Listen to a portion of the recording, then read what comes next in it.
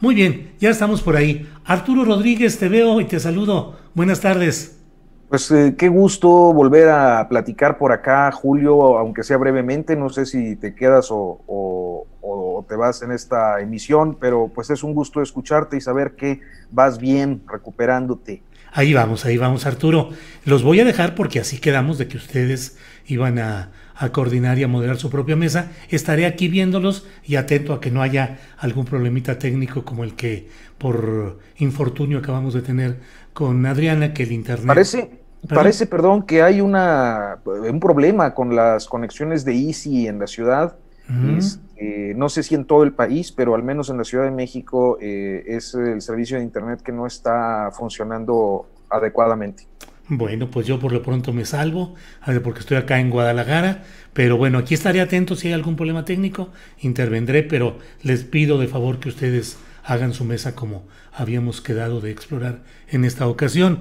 Don Leonardo Schwebel, buenas tardes, Leonardo. Ah, Leonardo no nos escucha todavía. Pero bueno, pues entonces ahorita pasaremos ya a saludarlo. Y bueno, a quien va a moderar hoy, gran periodista a quien respeto su trabajo y sobre todo lo que hace en un lugar como León, Guanajuato, difícil, del trabajo periodístico, la congruencia, la lucha frente a poderes de derecha tan consolidados, pues ni más ni menos que durante 30 años. Así es que Arnoldo Cuellar, buenas tardes. Julio, gracias y qué gusto verte ya en esta vía de recuperación. Ya, Ojalá, ya. ojalá te quedaras, hombre. Pues me quedo viéndolos porque realmente me interesa mucho escuchar. He escuchado todas las mesas todos estos días, pero todavía traigo este problemita de la voz y de la capacidad pulmonar.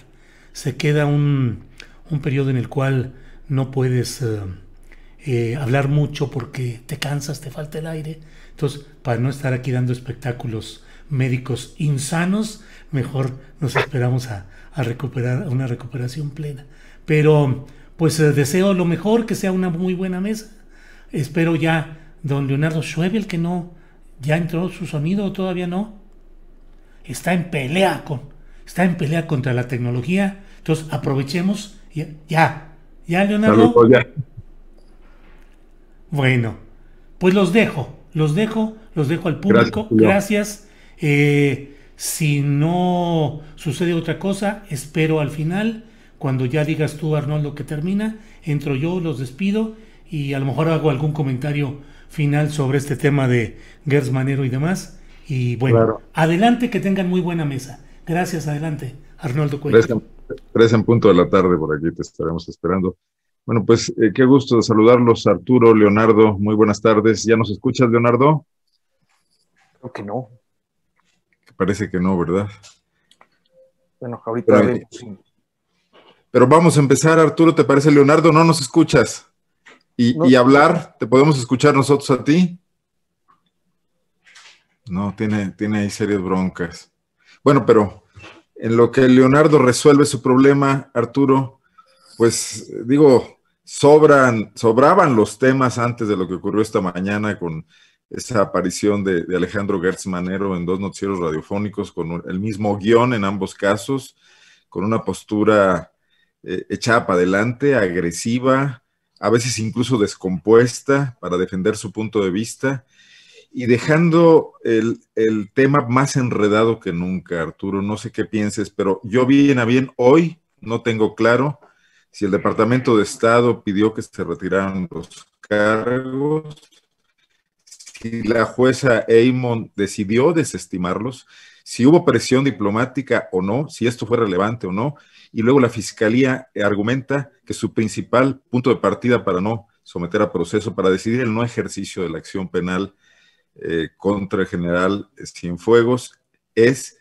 lo que pasó en Estados Unidos. O sea, que no hubo cargos o que hubo desestimación de los mismos y nos deja como estábamos. Hay un repartidero de responsabilidades enorme. ¿Qué piensas, Arturo?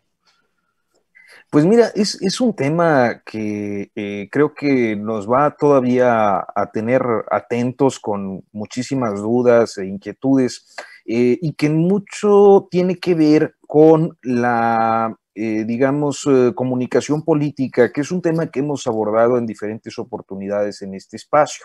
y me refiero concretamente a que el asunto en el mes de diciembre se planteó, creo que dando a entender, y me parece que fue una percepción generalizada, que el desistimiento de los cargos, la decisión de la jueza y la traída de general Cienfuegos a México, había partido de una gestión diplomática, ¿no?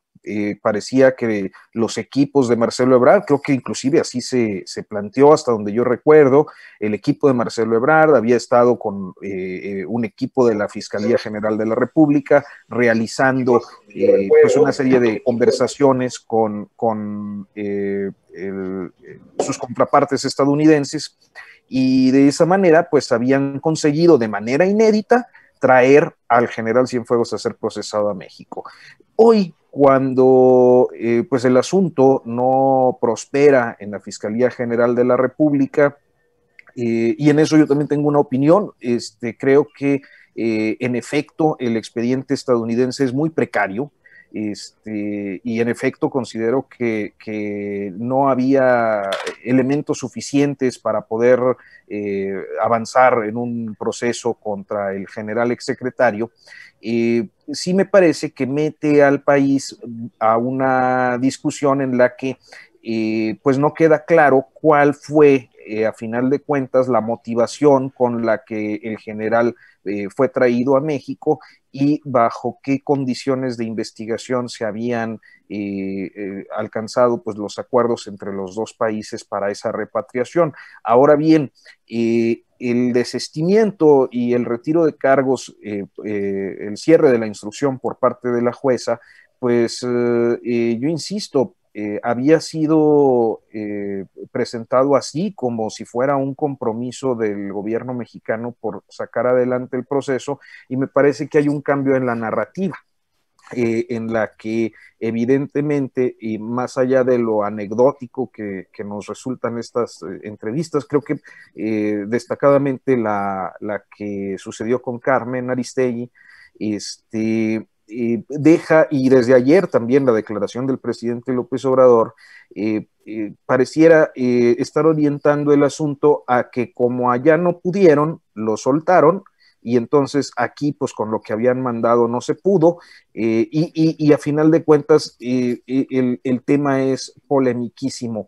Yo insisto, me voy al centro del asunto, considero que por lo que alcanzo a ver, por lo que leí del expediente, no hay creo que parece que hay una retroalimentación. Sí, Leonardo. Pero bueno, considero que efectivamente no había elementos para procesarlo. Ese me parece que es el elemento más, el aspecto más importante del tema, y sin embargo, siento que la polémica pues tiene que ver con una mala gestión de la comunicación política que de origen y hasta estos días está abriéndole flancos a una discusión en la que pues las autoridades mexicanas quedan mal paradas. Leonardo, ¿ya nos escuchas? Ya los escucho. Perfectamente. Qué bueno, bienvenido. Gracias, saludos. Saludos a Julio, saludos a Arturo, a todos ustedes. Muchas gracias. Perdón por los inconvenientes técnicos de aquí. No te preocupes, nos pasa todos los días a todos, y bueno, hoy le pasó incluso a Adrián ahí en la producción. Este asunto se convirtió en una cuestión muy complicada, en una papa caliente terrible, en un malentendido diplomático, porque pareciera ser que si había algún acuerdo original de buena fe entre ambos gobiernos, pues eso ya se descompuso totalmente con las declaraciones ayer del presidente y hoy del fiscal, acusando de incompetentes, en un caso de mentirosos, de que la DEA inventó el caso. Y hoy Gertz Manero, que con todas sus letras obligó a Carmen Aristegui a definirlos pues literalmente como pendejos, a preguntarle eso, a una incompetencia de los norteamericanos en la investigación. Gertz Manero particularmente dice, duraron 8 años investigando, llegaron ante el juez y luego resulta que no es lo suficientemente fuerte y se desisten, y la gestión diplomática no tiene nada que ver. ¿Qué lectura le das, Leonardo, a esta situación? Porque son dos gobiernos fracasando escapó a dos sistemas de justicia, el general Cienfuegos. O era muy inocente o de a tiro estamos en manos de quién en estos temas de combate a la corrupción generada. Pues yo lo que espero es que este florero de Gertz Manero ya se haya roto pues para siempre y ya nunca más volver a tener nada que ver con este personaje. Las declaraciones que dio están fuera de lugar, están fuera de tono. Es increíble que un fiscal general de la República Mexicana se refiera de esta manera a un organismo internacional. No estoy defendiendo a la DEA no ha hecho absolutamente nada relevante, más que hace 4 años que le entregó, el gobierno mexicano le entregó al Chapo Guzmán, y si somos muy escrupulosos, es un caso muy semejante, porque el caso del Chapo Guzmán se refería a dichos de los dichos de otros dichos. Así que si somos escrupulosos, Estados Unidos no es muy atento a sus niveles de justicia. Hay muchísimos casos que están documentados de gente que está en la cárcel sin tener ninguna acusación formal, y hay muchísima gente que no está en la cárcel a pesar de tener acusaciones prácticamente firmes. Así que Estados Unidos no es el paladín de la justicia, para nada. Yo me refiero esencialmente al tono con el que se refiere el fiscal general a sus pares en Estados Unidos. Eso está fuera de lugar porque rompe cualquier equilibrio diplomático, rompe cualquier otro tipo de situaciones que uno esperaría de un país a otro. Esto a lo mejor pues cabe, entre comillas, porque tampoco lo aceptaría, entre gente, pues no sé, una acusación de algún fiscal de algún estado de la República, que te refieras de esta manera, decir, oye, pues no saben armar sus investigaciones, son unos tas.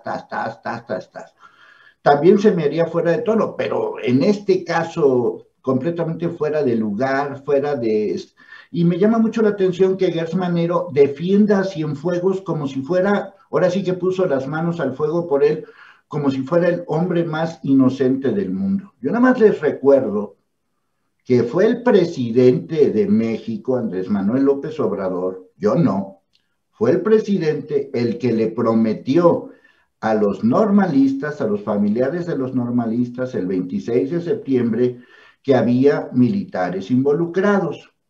¿Qué ha pasado con eso? Nada. ¿Y quién estaba a cargo de la Sedena?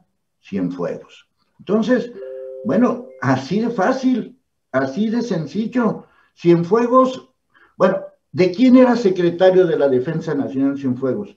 Creo que de Enrique Peña Nieto, ¿no? Porque ahora veo a todos los López Obradoristas defender a Cienfuegos, pues están defendiendo a Peña Nieto. O sea, no entiendo cuál es la relación. O sea, el ejército mexicano ha violentado al pueblo mexicano desde hace 50 años, desde el 68 para acá. El ejército mexicano es enemigo del pueblo mexicano.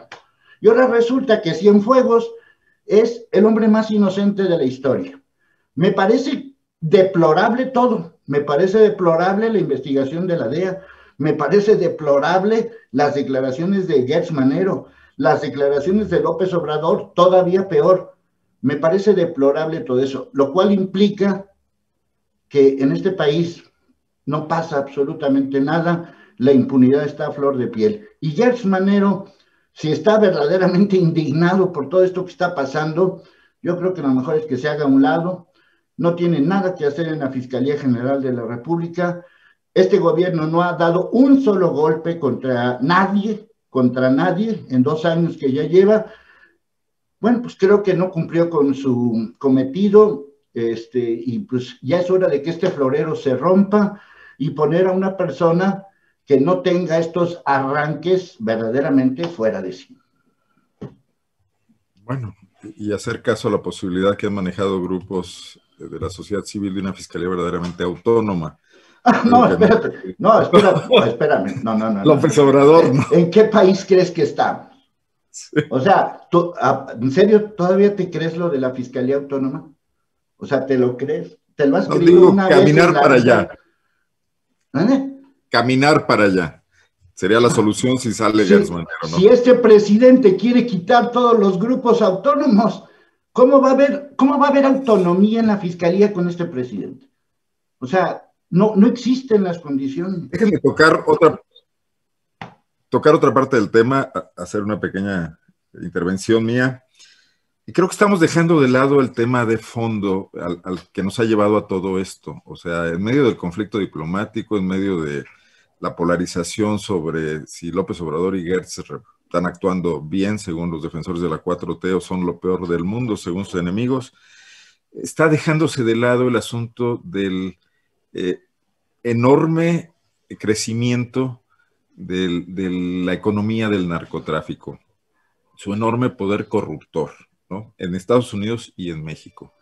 Y el hecho de que tengamos ya 2 episodios durante el gobierno que iba a cambiarlo todo, y que, como dice Leonardo, no ha cambiado nada, uno de ellos la liberación de Ovidio, y otra esta situación con Cienfuegos, donde el fiscal Gertz Manero, de forma legalista y formalista, solo se refiere al caso que probablemente que llevó a la DEA a llevar ante un tribunal al general Cienfuegos, pero no a todo el resto de las posibles implicaciones que tiene el hecho de que el ejército mexicano haya sido muy ineficaz en el combate a este flagelo del narcotráfico. ¿Qué nos dice esta situación, Arturo y Leonardo? Hemos perdido ya la guerra contra el trasiego, la venta, el tráfico, donde México incluso a veces ya ni siquiera es productor, sino únicamente zona de paso, generando de todas maneras grandes ganancias, o sea, y que ha incrementado notablemente la violencia con la que vivimos en muchas partes del país, en prácticamente esta situación, que se me harían más relevantes incluso que la crisis diplomática o que los conflictos políticos por los que pueda atravesar la 4T. El asunto, el gran elefante en la sala, ¿no? Que está ahí. Bueno, yo voy a tratar de sintetizar, porque es un planteamiento muy amplio y un tema de abordaje muy, muy complejo. Mira, yo creo que la DEA y diferentes agencias estadounidenses contribuyeron de manera destacada a construir una percepción del tema de los grandes cárteles, que es hasta un vocablo importado de los Estados Unidos y de su forma de designar a los grupos delictivos, centralizando en la política antidrogas la idea de que pues en el país la violencia se desbordaba, y eso posibilitó, y de eso creo que hay bastante evidencia, pues muchísimos negocios extractivos, casi siempre relacionados con el poder político en este país, de extractivismo y de infraestructura y energéticos. Entonces, esto no quiere decir que la violencia no exista o que no exista quien cometa delitos. Lo que yo creo, y me parece que en esta idea estamos diferentes colegas que hemos mantenido una observación y un registro de diferentes episodios a lo largo de los últimos años, es que bajo la intervención estadounidense se configuró una política de violencia principalmente de Estado, en el que el Estado participa en acción por omisión o aquiescencia para generar un entorno violento que no necesariamente tiene que ver con esas supuestas industrias criminales.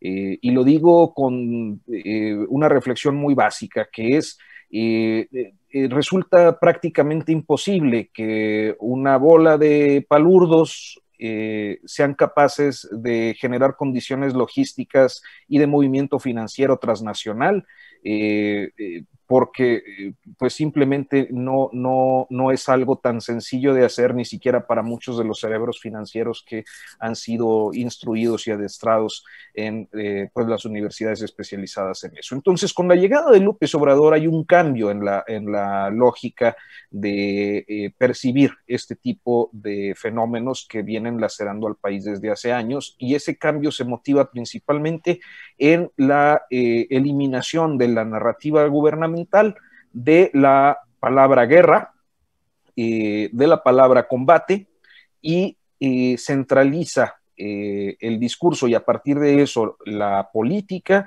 en la idea de la pacificación, y una pacificación que procura alcanzar un esquema de seguridad. Lo que rompe de manera sutil en un principio, ahora de manera abierta, pues este injerencismo estadounidense que hay que decirlo, ha sido pernicioso para el país. Creo, y esta es una opinión que construyo en forma general en relación a lo que venimos observando, concretamente en el caso de Ovidio, me parece que con condiciones bastante admisibles de repliegue, dado el momento violento para la sociedad, para los civiles de la ciudad de Culiacán. Pero en este caso concreto de Cienfuegos, un común denominador, que es la intervención de la DEA con quizás el interés de regresar a las antiguas políticas que se mantenían bajo los regímenes del PAN y del PRI, es decir, en los últimos 12 años previos a la actual administración. Y me parece que como parte de esa apuesta, la construcción de un caso tan frágil como el que observamos en el de Cienfuegos, nos deja la percepción de que existen fuerzas más allá de lo que en lo público alcanzamos a ver, que están pugnando por una serie de medidas que no pueden desvincularse de lo que también está pasando en el terreno energético, donde se ubica otra de las grandes batallas binacionales. A grandes rasgos, creo que lo que diría es eso: una presión intensa del gobierno estadounidense sobre México para regresar a un esquema de política de seguridad que propicia condiciones de violencia para facilitar la realización de grandes negocios energéticos y extractivistas.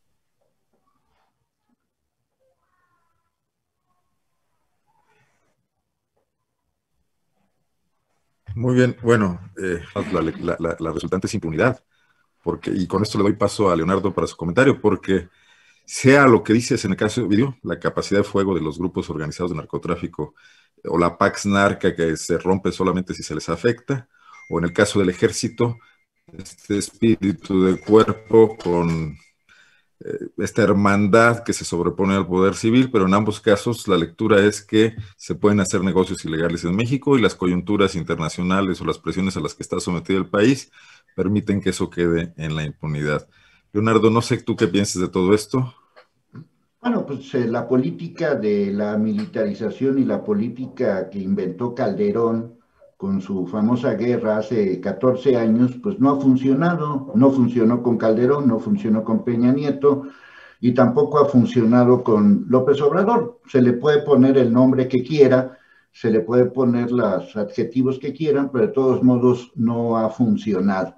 Pero el tema no es nuevo. Hay que recordar que el presidente interino de México, Abelardo L. Rodríguez, de allá de los años veintitantos, ya negociaba con los grupos del narcotráfico, y pues en toda la zona norte del país, en Baja California y en Sonora, pues todavía hay restos de este personaje, de Abelardo L. Rodríguez.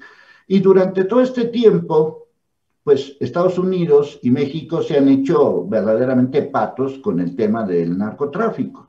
Hay que recordar, porque a lo mejor mucha gente en Estados Unidos no lo recuerda, que la droga con la que mantenían a los soldados en Vietnam venía de México. Y durante mucho tiempo, así fue, pasaba la droga como si nada, como si no hubiera nada, como si fuera cualquier tipo de producto. Estados Unidos es muy culpable de lo que está pasando en el tema de los grupos organizados, porque suena verdaderamente inverosímil que alguien pueda llegar a Estados Unidos a vender este tipo de productos tóxicos sin que nadie se dé cuenta. Para que esto ocurra, debe de haber complicidades con grupos de gobierno en Estados Unidos, con la policía de Estados Unidos, con alcaldes de Estados Unidos, con gobernadores de Estados Unidos y, por qué no decir, con secretarios y quizás un poco más. Sin eso no ocurriría lo que está pasando desde hace 100 años en la relación entre México y Estados Unidos con esto. ¿Qué hace falta? Bueno, pues los sistemas mexicanos no han funcionado porque no quiere Estados Unidos que funcione. Estados Unidos detiene a un grupo de personas que tienen que ver con este tema, pero no detiene a nadie en Estados Unidos. Y así ha sido siempre. Un personaje estadounidense que haya sido detenido por los grandes de la DEA de Estados Unidos. Ninguno. Para que haya fenómenos como en su momento Caro Quintero, el Chapo Guzmán, el Mayo Zambada, y 150,000 más, obviamente tuvieron que haberse asociado con grupos de poder en Estados Unidos. ¿Quién ha sido detenido en Estados Unidos por eso? Nadie. En pocas palabras, nadie, ninguno. Nadie. Ningún jefe de la policía del condado de Green Valley de Nebraska. No existen ese tipo de personajes. Entonces, ¿qué hace la DEA en Estados Unidos? Nada. ¿Qué hacen los grupos en Estados Unidos? Absolutamente nada. Entonces, ¿qué se requiere? Se requiere que haya un trabajo conjunto y decir qué es lo que verdaderamente quieren, tanto el gobierno de Estados Unidos como el gobierno de México. ¿Quieren acabar con esos grupos? Híjole, pues no, las tácticas militarizantes no han servido. 100,000 efectivos de la Guardia Nacional han servido absolutamente para nada. El gasto absurdo de jóvenes construyendo el futuro no ha servido para nada. Bueno, pues entonces, si por las buenas no funcionó y por las malas no funcionó, algo se tiene que hacer. Lo único que a mí se me ocurre, porque tampoco se me ocurre, si tuviera la solución, la diría, es que debe de haber de parte de Estados Unidos un compromiso para que verdaderamente allá del otro lado se acaben todos esos grupos estadounidenses cuyos grupos mexicanos les surten de su material tóxico. Porque si ellos no admiten que tienen un problema, no de consumo, sino de distribución y distribución de sus productos, pues entonces esto va a ser el cuento de nunca acabar. O sea, no importa lo que haga México, a Estados Unidos ahora no le gusta absolutamente nada de lo que está sucediendo. Entonces, obviamente, esto va a ser un juego de lo mismo de siempre, lo mismo de siempre, lo mismo de siempre, y pasarán años y seguiremos con lo mismo. Llevamos 100 años con esta misma relación y no ha habido ningún cambio. Bueno, y hablas de entendimiento y de colaboración, y justamente mañana hay un cambio de gobierno importante en los Estados Unidos, y llegamos a él pues con un momento de tensión que quizás no se había vivido en mucho tiempo. Arturo, ¿cómo lees esta situación, este endurecimiento del gobierno mexicano? Hoy fue muy duro Gertz Manero, contra el sistema judicial y contra el Departamento de Justicia. Y bueno, la designación de Roberta Jacobson como la responsable, entiendo que de política exterior hacia la frontera sur, ¿no? O de seguridad nacional. Perdón, ya me aclararás tú, Arturo, seguramente lo tienes muy nítido. ¿Cómo llegamos mañana al relevo norteamericano en el momento de la relación bilateral? Pues mira, creo que es un asunto en el que también luego los mexicanos tendemos quizás a dramatizar y exagerar un poco la importancia que esa política tiene para los propios gringos. Para nosotros sí es fundamental. Pero a la hora de no sé, yo pienso a veces cuando uno está acá en pleno escándalo y la prensa gringa, si caso registra una pequeña mención por ahí en sus páginas, ni siquiera en primeras planas, nos da una idea de cuál es la relevancia en el contexto doméstico estadounidense de esa relación.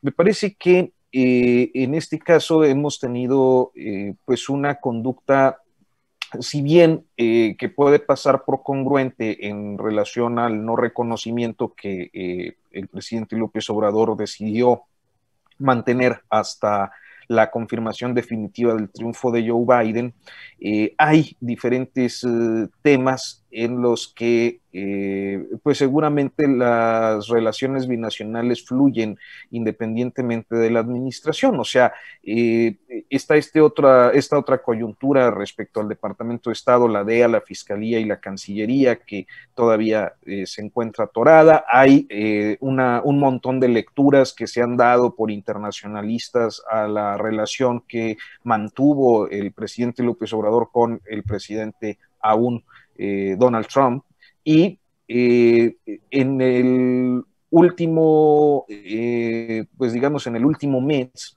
se han venido, sobre todo creo que en la última semana, se han venido planteando diferentes escenarios sobre las malas condiciones de la relación diplomática que podría tener consecuencias para México. Yo creo que en lo fundamental, bueno, pues hay un tratado comercial que está firmado y está vigente. Hablamos de positivo y vigente cuando cuando una norma, que en este caso el tratado es norma, de rango constitucional para nosotros, además, pues entra en vigor. El segundo es que existe una dinámica entre las dos naciones, independientemente de la relación de sus presidentes, que pues hacen o normalizan, digamos que los intercambios en diferentes ámbitos más allá del comercial.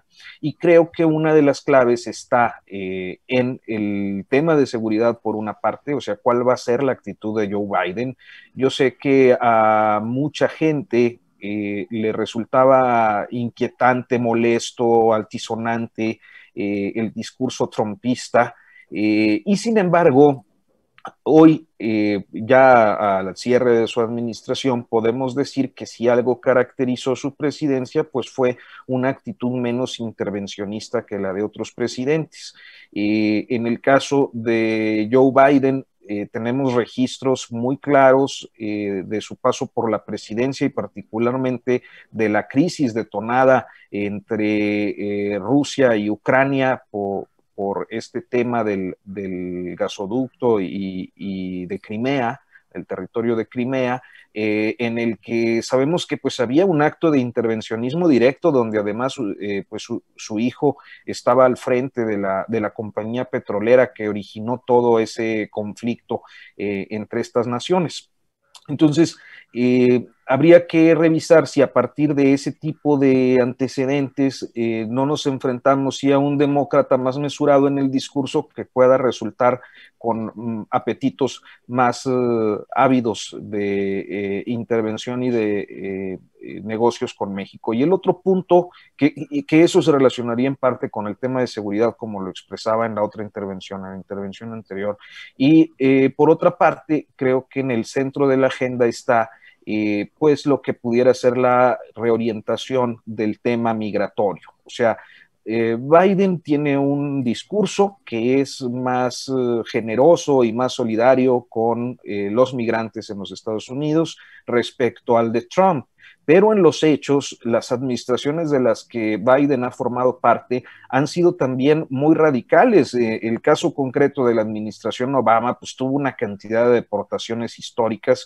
Entonces, quizás para el presidente López Obrador, que ayer abordó el asunto, pues un tema prioritario de la agenda será cómo viene este nuevo gobierno estadounidense en la materia migratoria y en especial porque a López Obrador lo que le ha interesado es que se genere un fondo no como el Mérida, sino un fondo para el desarrollo económico de Centroamérica particularmente, que es donde viene la migración más intensa y que atraviesa México, y también una, digamos, evaluación de estas medidas de contención que básicamente se impusieron bajo la administración Trump, muy al inicio de la administración de López Obrador, con el despliegue de la Guardia Nacional en la frontera sur para servir como un muro humano.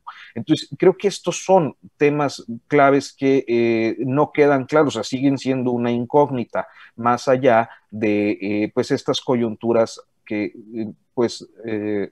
han tenido muchísimas interpretaciones en las últimas semanas. Leonardo, y ahí viene una nueva caravana. Parte del tema de la negociación también puede ser que México endurezca esa posición, ¿no? Y por eso los norteamericanos aguantan vara con los exabruptos del fiscal. Bueno, lo que hizo López Obrador con Donald Trump fue ser su sirviente, su servil, y aceptó todas las cosas que le pedía Donald Trump.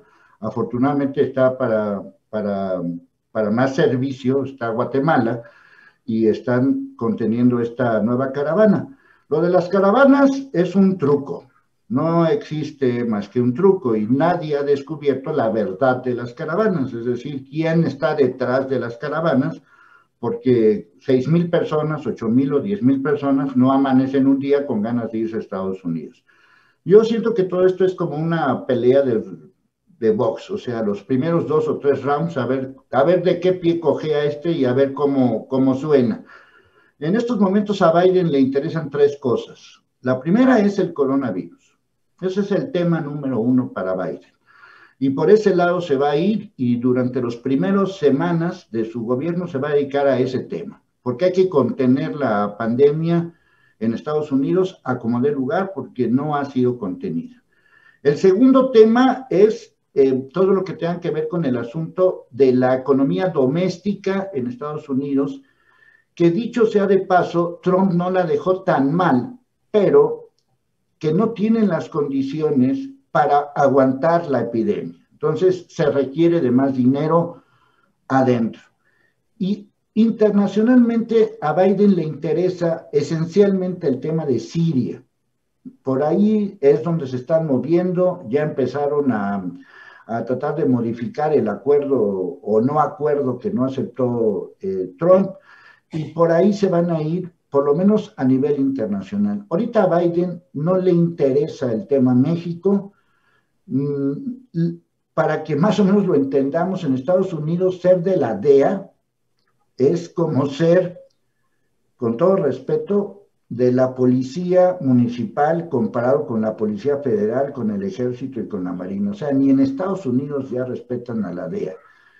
A lo que voy es a lo siguiente, ahorita no le importa a Biden eso, pero en algún momento dado van a tener que responder a todo lo que está pasando, porque debe de haber un encargado de la DEA que diga, no, pues no podemos permitir que el fiscal mexicano se vuelva loco y nos insulte de esta manera, y no podemos permitir que un presidente nos acuse de esta manera.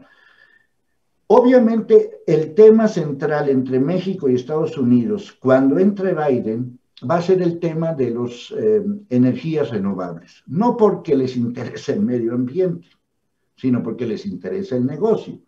Entonces, ahí va a haber un choque muy fuerte entre la postura de López Obrador de los años 70 a la postura de las energías renovables, que es por donde supuestamente todo el mundo se está yendo, pero no para salvar al planeta, no se vayan a creer esa circunstancia. Lo hacen pues porque ahí están los negocios y muchos de esos negocios están en México.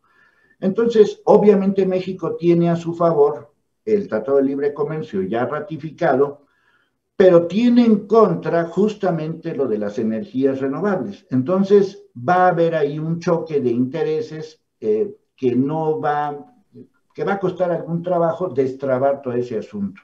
Yo esperaría una relación un poco más diplomática, menos servil, menos Estados Unidos tiene la razón en todo, y aunque Y creo que en estos momentos lo que están haciendo es calar de qué manera Biden puede responder hacia esto. Si Obama no pudo en 8 años hacer la reforma migratoria y Trump no la pudo hacer en 4 años y no le interesó, yo la verdad veo que no es un tema que a Biden en estos momentos le vaya a importar mucho, a menos de que lo ligue directamente con lo de la pandemia. No creo que vaya a haber un acuerdo migratorio, creo que vamos a seguir exactamente igual que como hemos estado siempre, y no veo que Biden en estos momentos tenga, ni va a ser el salvador de Estados Unidos, ni de nada. Lo único que sí tiene que hacer, porque además le regalaron la presidencia por el mal manejo de la pandemia a Trump, lo que tiene que hacer Biden es demostrar si efectivamente él puede con el tema de controlar la pandemia. Si lo puede hacer en los primeros 100 días, pues ya se podrá dedicar a otras cosas. Bueno, y qué bueno que toques el tema, porque hay que cerrar con el asunto de las vacunas para no vernos monotemáticos.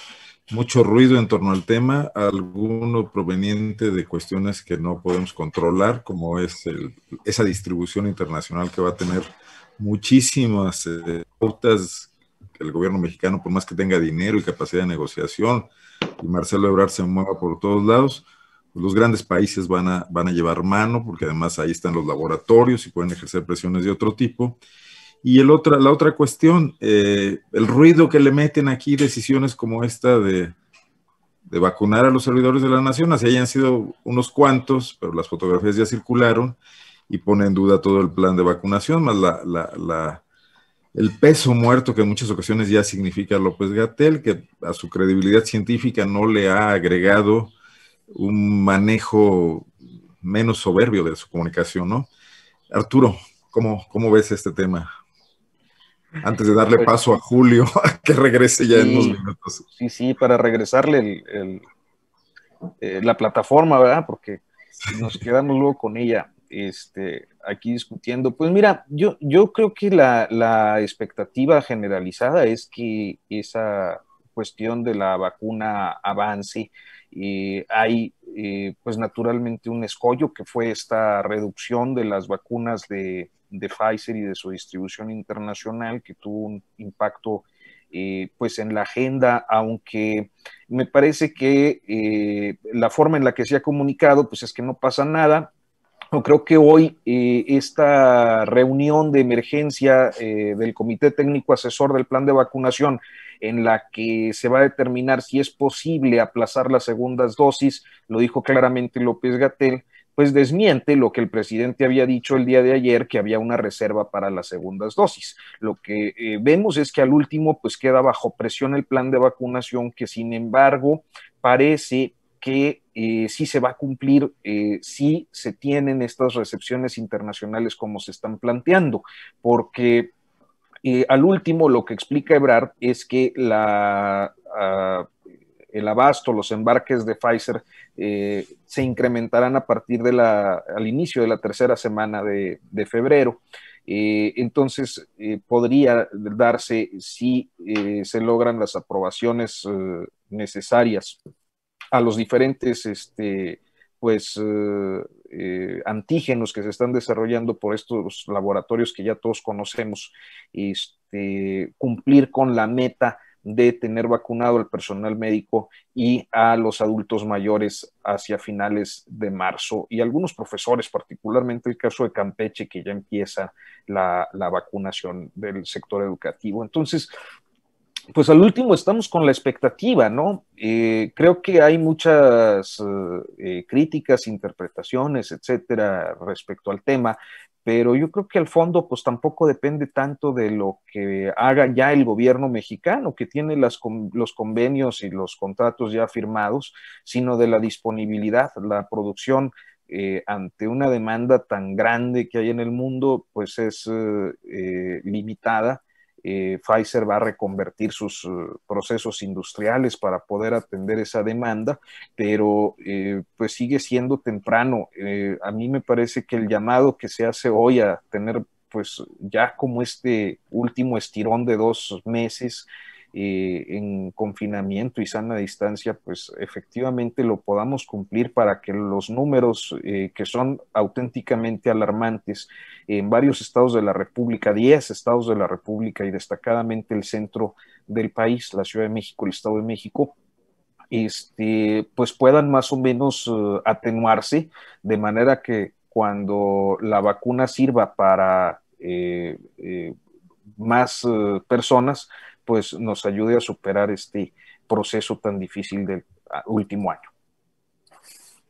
Leonardo, pero parece que los mayores tropiezos de la 4T en este tema han sido por su optimismo cuando anuncia que el problema puede estar bajo control, que la pandemia puede pasar rápido, que los muertos y los positivos no van a pasar de ciertos números, y ahora con la vacuna también vemos en ese sentido las mismas señales, que son tan muy bien organizados, que lo van a hacer muy rápido, cuando hay muchos imponderables, y un gobierno tendría la obligación de comunicar con objetividad, ¿no? Pues la semana pasada me dijiste que era un pesimista, y ahora creo que el pesimista eres tú. Yo no soy pesimista, soy realista, y tenemos un presidente mentiroso, porque López Obrador ahora dijo que se podían vacunar a 3 millones de personas por semana. Eso es imposible.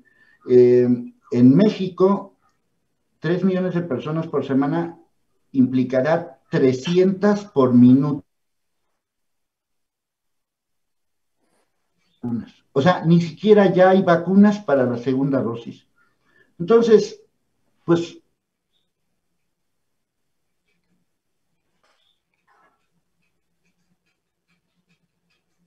con eso.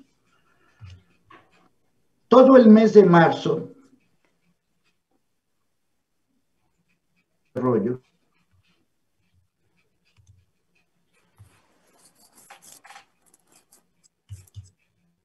un día de enero, el día que quieras, si quieres ayer, el domingo, el día que quieras.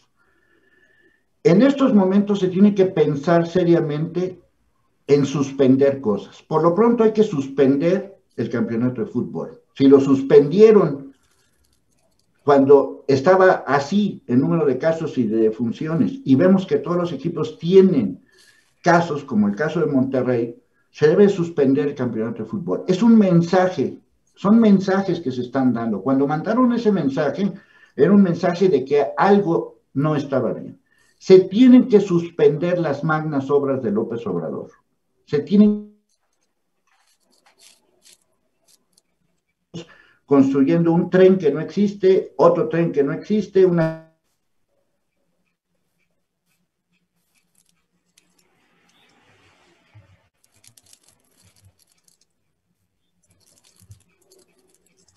vacunas, porque somos un país comprador de vacunas, no producimos vacunas. Entonces tenemos que esperar qué es lo que sucede. Ese rollo mentiroso de Gatell y del presidente de que, no, es que van a apoyar a los países pobres y nosotros somos tan buenos que no importa que nuestros pobres se mueran, pero vamos a ayudar a los países pobres, tampoco es cierto. El comunicado de Pfizer es muy claro. No tenemos ahorita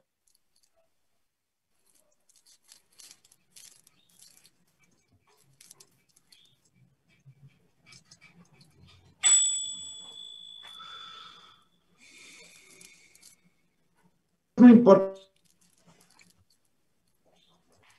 regidora, no importa que se vacune el personal de salud de Tabasco, no importa que se vacune un presidente municipal en Sinaloa, no importa que se vacune un narrador de fútbol, no importa que se vacune un youtuber, no importa.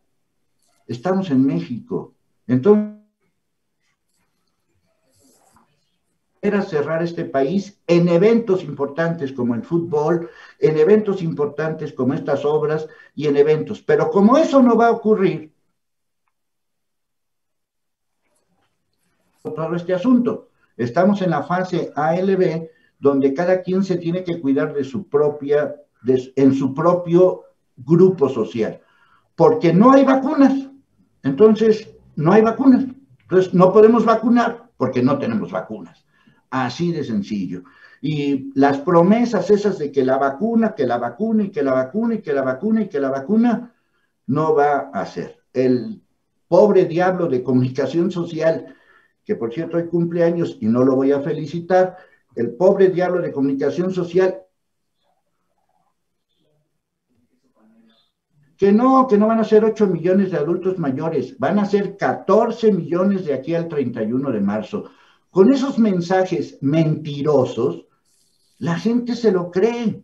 Y entonces, pues estamos en una encrucijada. Los que hemos estado diciendo todo esto, que nos califican y descalifican de pesimistas y de todo, no, yo no soy pesimista, soy realista. Vivo en México desde hace 61 años. Aquí nací, aquí crecí, y sé cómo es México. Entonces, ¿por qué si la estrategia del coronavirus fracasó, por qué tenía que funcionar el de vacunas? Pues no hay.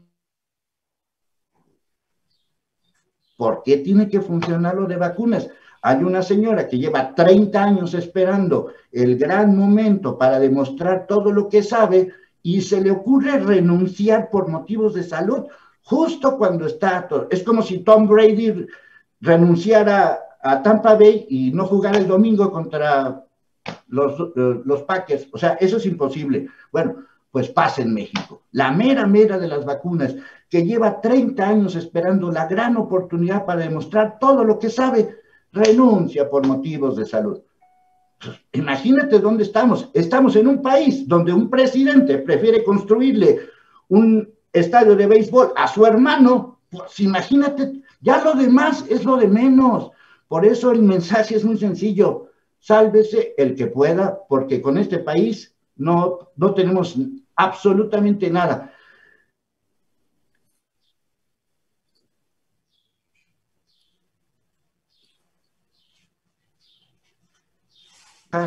Hay dos enfermeras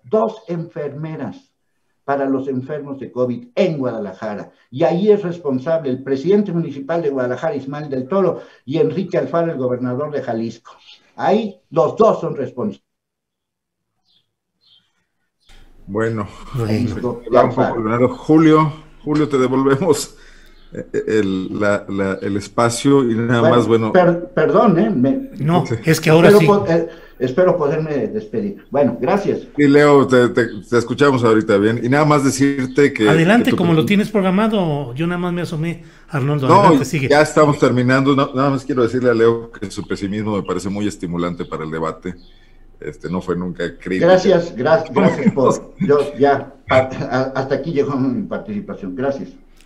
Julio, son las 3 de la tarde con 3 minutos, así que todo tuyo el micrófono. No, hombre, al contrario, muchas gracias. ¿Algo que añadir, Arturo Rodríguez? No, pues agradecerte y además expresarte también que me da mucho gusto, como te decía al principio, que suenas cada vez mejor, Julio, y que, bueno, pues sabemos que pronto ya vas a estar al 100 por acá. Oye, y platícanos que Notas sin Pauta va a tener un relanzamiento este jueves. Sí, dinos cómo va a ver. Pues mira, tenemos un evento digital en punto de las 20 horas, 8 de la noche, tiempo del centro de acá de la Ciudad de México, en el que pues estamos invitando a algunos amigos como tú, que nos han hecho el honor de pues ser un aliado importante de este espacio independiente. Vamos a presentar algunos nuevos contenidos, el lanzamiento del nuevo sitio web, donde ya vamos a incluir también información que no había noticia y era solo opinión y ensayo y pues algunos trabajos narrativos literarios, concretamente cuento y algo de poesía. Pues ahora vamos a incorporar ya también algo de información, algún servicio informativo. Y el anuncio de diferentes trabajos que estaremos publicando también en lo audiovisual en YouTube, así que pues me va a dar mucho gusto quienes nos puedan acompañar en punto de las 8. Ahí estaremos. Felicidades por eso, Sí. Muchas gracias, Arnoldo. Gracias, Julio. Gracias a ustedes, Arnoldo. Gracias por esta moderación y por todo lo que ha implicado esta mesa. ¿Tú cómo vas allá con PopLab en León, Guanajuato? Pues bien, Julio, ya sabes cómo está el estado, muchos temas, una guerra brutal y bueno, las autoridades preocupándose por la imagen. Hoy el gobernador Diego Sinue dijo que habían pintado las patrullas de unos colores más atractivos para que la gente no les tuviera miedo. Eso es lo que les importa cuando aquí ya asesinan diputados, policías todos los días. y pues vamos a entrar a las elecciones así, no sabemos cómo, entre coronavirus e inseguridad al máximo, ¿no? Así que ahí en PopLab estamos reportando esto todos los días. Muy bien, gracias Arnoldo. Leonardo Schwebel, gracias por tu participación. Ahora ya no quiere usted ni siquiera decir gracias y buenas tardes, don Leonardo. No, pues es que ya no sé qué, o sea, me cortaron la inspiración, pues gracias. ¿Quién te la cortó, Leonardo? Pues me cortaron aquí con mi participación, entonces pues yo creo que ya el mensaje está muy claro, muchísimas gracias. A ver, no entiendo, Leonardo. No, yo tampoco entiendo, o sea, ¿Quién no te cortó? No, Leo, ¿Quién te cortó? No, yo tampoco entiendo. Oye, Leo, tu congelada la internet imagen. estaba Gracias. con un Leo, grave problema. Se Sí. congeló la imagen, Leo, cuando estabas hablando y dio la impresión de que habías A ver, terminado. Leonardo, creo no que me haya gusta. sido- Digo, Leonardo, Gracias. sí te digo con toda honestidad, aquí no se coarta a Pues, nadie. Aquí no se... yo estaba hablando. Sí, y me pero tú dijeron que tuviste me el callara, problema de me internet. Tú tuviste tu problema de internet, no Claro, nosotros. Entonces es mi culpa. Pero, Leonardo, no acepto que se diga que aquí se coarta, se calla o se impide que alguien diga. Si tú tuviste yo un problema de también. internet, es un problema tuyo, no de Sí. nosotros. Sí, por eso es mi culpa. Entonces, Bueno, y yo Bueno, que era el moderador, no, estaba en silencio todo y intervine por... Bueno, Leonardo, yo sí, con toda honestidad, yo creo que el periodismo no son posturas personales. Y mucho No. menos el respeto que se ha tenido a todos tus comentarios en este programa. Sí, Si así lo y- asumes, y- lo lamento lo haga- y yo también hasta ahí agradezco. llego y bueno, ya tú tomarás tus decisiones. Gracias. Muchas gracias. Bueno, pues seguimos en contacto. Muchas gracias por todo esto. Seguimos y nos vemos el próximo martes. Gracias, Arturo. Gracias, Julio. Gracias, Arnoldo. Arnoldo. Gracias, Leonardo. Hasta luego.